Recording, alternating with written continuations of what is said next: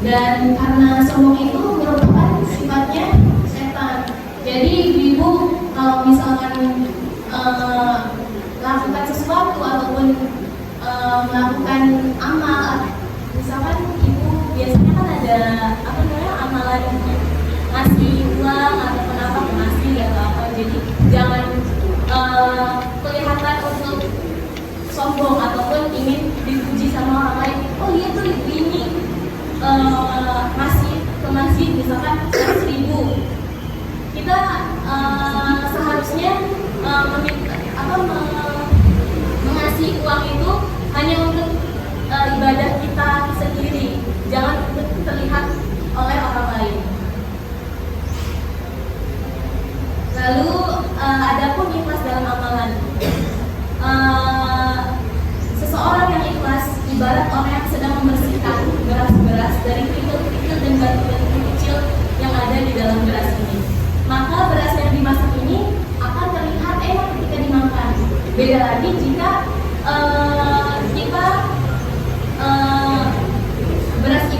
jika beras ini masih batunya. Ketika kita makan juga pasti kita menggigit sesuatu yang tidak enak seperti batu dan kerikil ini. Dengan rasa keikhlasan ini menyebabkan beramal juga menjadi lebih nikmat, tidak membuat lelah, dan segala pengorbanan yang sudah kita lakukan itu tidak terasa berat. Sebaliknya, amal yang dilakukan dengan ria akan menyebabkan amal itu tidak nikmat. Pelakunya ini akan mudah menyerah dan kecewa, sebab banyak dari kita yang beribadah ini berlandaskan untuk sombong ataupun ria terhadap orang lain. Hal ini dapat menyebabkan ibadah kita ini tidak diterima oleh Allah. Dan dalam hadis juga disebutkan, bahwa Al-Bukhari wa Muslim, "Law anna ahadukum ya'malu fi suratin shoma laysa laha babun wa la tawakala qad ya'malu ka'inan makan." Yang artinya, seandainya salah seorang di antara kamu melakukan suatu perbuatan di dalam kedua yang tidak ada pintu dan lubangnya, maka amal itu tetap akan bisa keluar dan tetap dicatat oleh Allah menurut keadaannya. Hadis riwayat Bukhari dan Muslim. Lalu bagaimana cara kita agar bisa beribadah dengan ikhlas? Caranya agar kita dapat beribadah dengan ikhlas adalah dengan mengosongkan pikiran saat kita sedang beribadah kepada Allah. Kita perlu memikirkan Allah, sholat untuk Allah, zikir untuk Allah. Semua amalan yang kita lakukan ini hanya untuk Allah. Lupakan semua urusan duniawi dahulu. Kita hanya tertuju karena Allah.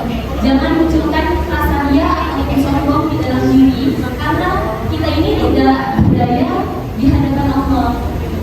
Jadi kita harus merasakan Allah ini berada di hadapan kita dan melihat kita saat kita ini sedang beribadah.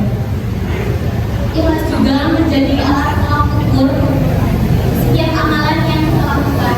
Semakin kita ikhlas, maka pahala yang kita dapatkan itu semakin banyak.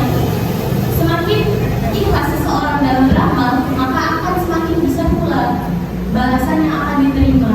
Nanti rezeki kita nambah mengalir. Bukan hanya pahala, tetapi apapun rezeki, kesehatan, rezeki tentang harta ataupun yang lain, semua kita akan mendapatkan balasan yang lebih besar dari apa yang sudah kita lakukan. Insya Allah dengan cara ini juga kita semua dapat mencapai rasa ikhlas. Dan jangan lupa untuk kita selalu berdoa dan memohon kepada Allah SWT agar kita dapat beribadah dengan ikhlas hanya untuk Allah. Demikianlah mungkin ini yang dapat saya sampaikan. Kurang lebihnya mohon maaf atas segala kesalahan. Assalamualaikum